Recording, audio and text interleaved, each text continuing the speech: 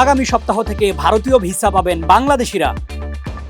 নববর্ষ উদযাপনে কোনো ধরনের হুমকি নেই, মন্তব্য র্যাব ডিজির। সিকেডি হাসপাতালে চাঁদা দাবি, প্রধান অভিযুক্ত মঈন সহ আটক ৭। যুক্তরাষ্ট্র স্বৈরতন্ত্র পরিত্যাগ করলে চুক্তি হতে পারে বললেন পেজেশকিয়ান। আজ চৈত্র সংক্রান্তি, বাংলা ১৪৩২ সনের শেষ দিন।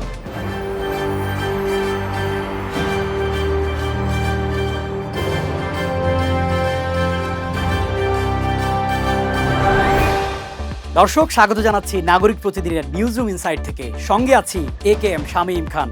এতক্ষণ শুনছিলেন সংবাদ শিরোনাম, এবার জানিয়ে দিচ্ছি বিস্তারিত।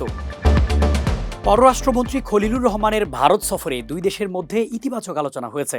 বাংলাদেশিদের জন্য চিকিৎসা ভিসার সঙ্গে ব্যবসায়িক ভিসাও চালু করতে ভারত সম্মত হয়েছে বলে জানিয়েছেন প্রধানমন্ত্রীর পররাষ্ট্র উপদেষ্টা হুমায়ুন কবির। তিনি জানান, আগামী সপ্তাহে ভারতের ভিসা চালু হবে।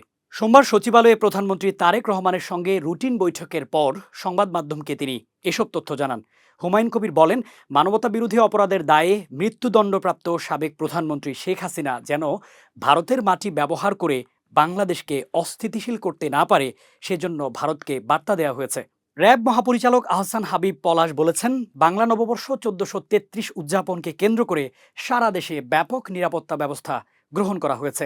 নিরাপত্তা ঝুঁকি না থাকলেও যে কোনো ধরনের নাশকতামূলক হামলার মোকাবিলায় র্যাব স্পেশাল কমান্ডো ফোর্স প্রস্তুত রাখা হয়েছে। সোমবার রমনা বটমূলে বাংলা নববর্ষ উৎসব উদযাপনে র্যাবের নিরাপত্তা ব্যবস্থা পরিদর্শন এবং দেশব্যাপী বাংলা নববর্ষ উদযাপন উপলক্ষে র্যাবের নিরাপত্তা ব্যবস্থা সম্পর্কে তিনি এসব কথা বলেন। রাজধানীর শ্যামলীতে কিডনি চিকিৎসক ডাক্তার কামরুল ইসলামের centre for kidney disease and urology হাসপাতালে চাঁদা দাবির ঘটনায় প্রধান অভিযুক্ত মঈনুদ্দিন সহ ৭ জনকে আটক করেছে র্যাব। গত শুক্রবার হাসপাতালটিতে গিয়ে যুব দলের নাম ভাঙিয়ে স্থানীয় এক নেতার বিরুদ্ধে চাঁদার দাবিতে হুমকি দেওয়ার অভিযোগ ওঠে।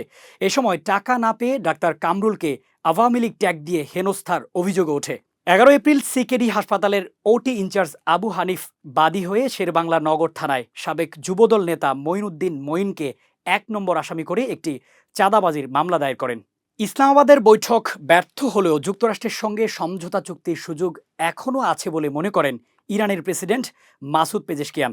তিনি আরও মনে করেন, যুক্তরাষ্ট্র যদি তার স্বৈরতান্ত্রিক মনোভাব পরিত্যাগ করে তাহলে দুদেশের মধ্যে একটি চুক্তি স্বাক্ষর হওয়া সম্ভব। সামাজিক যোগাযোগ মাধ্যমে পোস্ট করা এক বার্তায় পেজেশকিয়ান বলেছেন, যদি মার্কিন সরকার তাদের স্বৈরতান্ত্রিক মনোভাব পরিত্যাগ করে ইরানের জনগণের জাতীয় অধিকারকে সম্মান করে, তাহলে একটি চুক্তিতে পৌঁছানোর পথ বের করা সম্ভব। চৈত্র সংক্রান্তি আজ। বাংলা মাসের সর্বশেষ দিনটিকে সংক্রান্তির দিন বলা হয়। আগামীকাল পহেলা বৈশাখ।